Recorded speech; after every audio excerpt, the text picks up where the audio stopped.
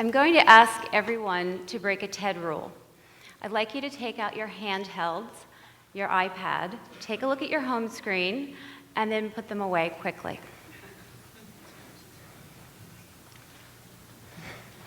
With that brief glance, you were able to apprehend a host of information about your world, the world you care about. You have 3 new texts, 2 new voicemails, a missed call.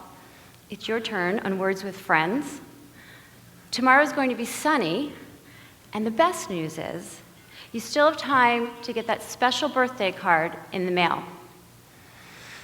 You were able to absorb all of this information in a large part due to a remarkable technological innovation known as the graphical user interface, and more specifically to an aspect of that interface that we all call the icon. I am here today as a student of iconography and iconology, which in its most basic form is the study of symbol in the visual arts. I study Byzantine icons, the graphic art of the ancient Christian church, the Orthodox Church. And as such, I am struck by the incredible power of symbol to convey complicated, sophisticated truth. Iconography is an 1800-year-old art form with its antecedents in Egyptian grave painting. But, delightfully for those of us who believe in prevailing consistencies and concepts that underlie the whole of human experience, iconography is as relevant today, as you have just demonstrated, as it was in 200 AD, and in fact, used by hundreds of millions of humans on an hourly basis. So my talk today is focused on describing some of those original concepts and drawing connections and parallels to the icons that we use every 15 minutes of our modern lives. It was in 1973 that researchers at Xerox developed something called the graphical user interface, the GUI. Or if you actually would like to be understood in the tech world, you'd say the GUI. Xerox built several thousand computers called the Xerox Alto, which was used primarily by universities. Steve Jobs liked what he saw, hired some of those researchers to come and work at Apple, and there they developed a computer called the Apple Lisa, which is the precursor to the MacBook we have today. If you are my age or older, you will remember those dark, dark days of the DOS command prompts, the operating system developed by Bill Gates for IBM computers. You had to type in the disk drive, the file number, the code, exclamation point, semicolon, in the precise order. It wasn't until 1984 that Apple developed its first commercially successful computer using the GUI. Instead of those typed command prompts, they used icons and a mouse to navigate around the system. I contend that in developing this computer, Steve Jobs took a giant step backwards, so to speak, for Western civilization, recalling for us something that we had forgotten about ourselves. He recalled the obvious but forgotten notion of how people learn, how we operate. An idea that was lost somewhere in the Enlightenment when the idea that to be human was compressed into this notion that to be human is to be rational. At least as it relates to icons, I would assert that Steve Jobs made 2 important observations about people. Firstly, whether consciously or unconsciously, I think that Jobs realized that alongside of this rational, ever-important self, we have what an iconographer would call a noetic aspect to ourselves. Noetic aspect. Noetic comes from the Greek word nous, which is a type of understanding that is neither rational nor intuitive. Rather, it is a type of understanding that allows us to recognize spiritual realities in a direct manner. So noetic aspect means it's a type of understanding that allows us to recognize spiritual realities in a direct manner. The second concept that Steve Jobs recognized was that this noetic self was somehow connected to the idea of beauty. It's in the use of the GUI-based icons that we actually see Jobs' first assumption about people. People have this noetic aspect, meaning that we cannot understand our experience simply through scientific deduction, rational thought, logical thinking.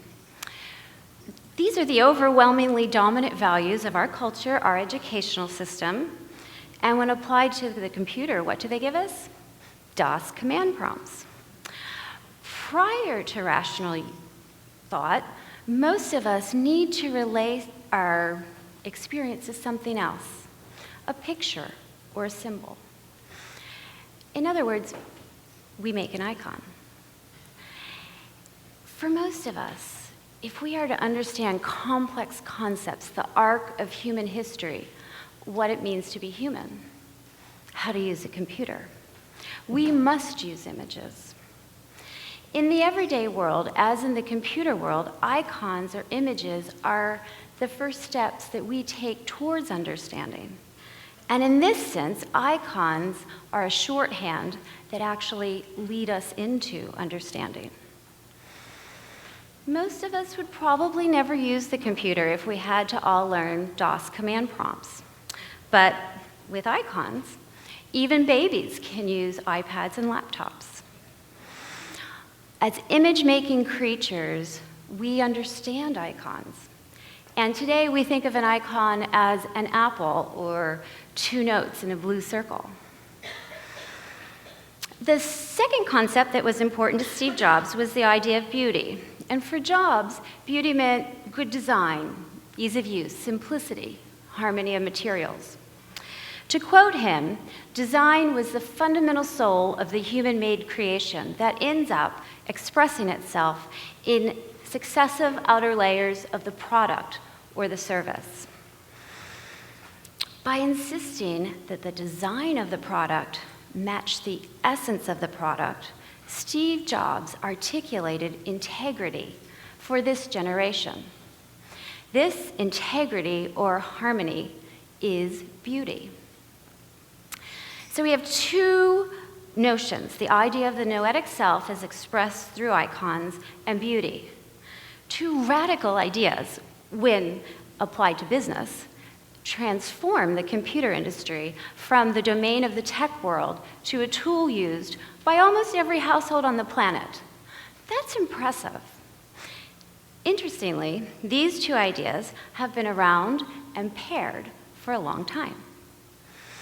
Orthodox Christianity developed the use of religious icons and have used icons almost continuously since 200 AD. The word icon comes from the Greek word icon. It was first used in Attic Greek in 500 BC, and it meant any wall fresco, floor mosaic, encaustic grave painting, three-dimensional statue. Writing an encouraging letter to a small church in Asia Minor, the Apostle Paul used the word icon to describe Christ. Paul claimed that the man everybody knew as Christ was in fact also God, thereby linking the material person with the divine, forever connecting in a religious icon the material with the spiritual. From that point on, the word icon actually meant more than a mere image or picture. It meant a literal fusion of the material with the spiritual. Take a look at this icon. It's a simple icon of one person, Christ. What is it telling you? Just as the icons on your laptop lead you to a myriad of other options, the elements of this classical icon are laden with symbol and deeper meaning. Everything about this icon seeks to remind you, the viewer, that the spiritual world is connected to the world we see and touch. Notice that there is no applied frame to this canonically correct icon. It's more or less a flat board. This is symbolic of the idea that the plane of this icon is contiguous with our plane. However, if you look closely, there's this little indentation called the kovchuk. This alerts the viewer that everything is not what it seems. There's a deeper meaning drawing you into the world of the icon. Another shorthand that a citizen of Byzantium would recognize right away is gold. Gold is symbolic of the heavenly. So the gold halo tells you that this person is holy. Interestingly, gold actually sticks to the board because the iconographer applies clay that's been mixed with glue. After this clay is dried and then sanded and burnished, the iconographer blows warm breath onto the clay, moistening it and opening it, allowing the gold and the clay to stick, like this.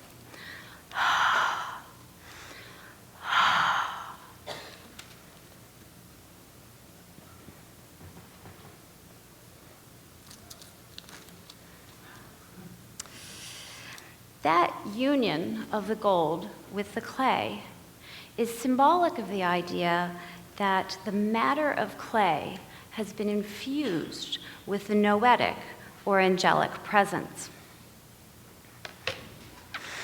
Let's move on to the shorthand of the person depicted. Notice the enlarged eyes. In Byzantium, the goal of life is illumination by God. Eyes are the body's organs which receive light, so enlarging the eyes highlights life's most important goal, illumination by God. Mouths are proportionately smaller. This is because of the belief that the tongue was dangerous. If we just talked less, we would have more time to sense the spiritual world. Ears were enlarged because saints hear our prayers. And noses are elongated because smell represents the understanding of the nous, that same noetic presence that we saw earlier in the fusion of the gold with the clay. Everything about this icon is a shorthand, from the colors used to the proportion to perspective, not to mention the actual life of the person depicted. This is a visual shorthand, similar to poetry, which layers meaning, creating new connections from multiple points of view. And all of this is expressed through a seemingly simplified art. But icons speak to our noetic self. The second concept that was important to Steve Jobs was the idea of beauty as expressed through integrity and harmony. In the icon, beauty as expressed through integrity and harmony is integral. And in fact, one could almost say that if there's no beauty, no harmony, no integrity, then it's not an icon. Beauty is more than just in the eye of the beholder. It is a state of being that actually works on the viewer even without their recognizing it. There's a story of Steve Jobs calling somebody up the night before a product launch in the middle of the night and insisting that they change one color pixel to that icon, something most of us would never even notice. And yet Steve Jobs understood the power of unconscious beauty working on the viewer. In the icon, this concept of beauty as integrity begins with the materials. This is the same concept that Steve Jobs had in his products. Materials matter. One color pixel matters if you hope to encounter beauty. In the ancient icon, this translates into using only real materials from the animal, vegetable, and mineral kingdoms, nothing plastic or artificial. So a wooden board, gesso that's made of chalk and marble dust. Clay, 24-karat gold. Pigments that are mixed with egg emulsion to form the paint, malachite from Russia, ochres from Italy. This integrity even extends to the actual method of painting. In the icon, no shadow is applied.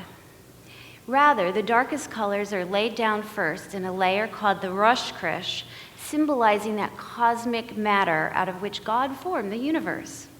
That same matter that we saw earlier in the form of clay when it was infused with noetic presence. In most art, the light source actually comes from without and shines in. In the icon, the light actually comes from within. It comes from that noetic presence that's been infused into the matter. And with each successive layer, illumines both the icon, the iconographer, and the viewer. That same concept of successive layers of design that Steve Jobs brought to his product. This anagogical or ascending aspect of actually making the icon mirrors the potential progress of spiritual growth within the iconographer themselves.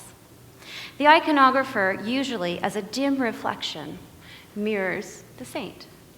The saint mirrors Christ, who, as St. Paul said, was the first icon of God. This ladder of ascent reverberates with beauty, the beginning rung vaguely reflecting the source of beauty, but in the process of actually making the icon, drawing us towards and reconnecting us with that source. Already, we in the 21st century demand much of the icons we use and take them for granted. It's been 40 years since Xerox developed the GUI, but we've forgotten and digested we've forgotten again how important images are. I can attest to a revival of interest in the original icon, a surprising development in this virtual digital world. While I don't think that the icons in your handheld are necessarily connected to the spiritual, the next time you look at your handheld, consider the parallels. What are the unconscious ways that these icons are working on you? What are they telling you? Perhaps the very use of these icons has activated a latent, atavistic memory, drawing us towards something we don't understand, but sense. Perhaps these icons are an even dimmer reflection of the ancient icon. And this reflection is, after all, calling us back to beauty.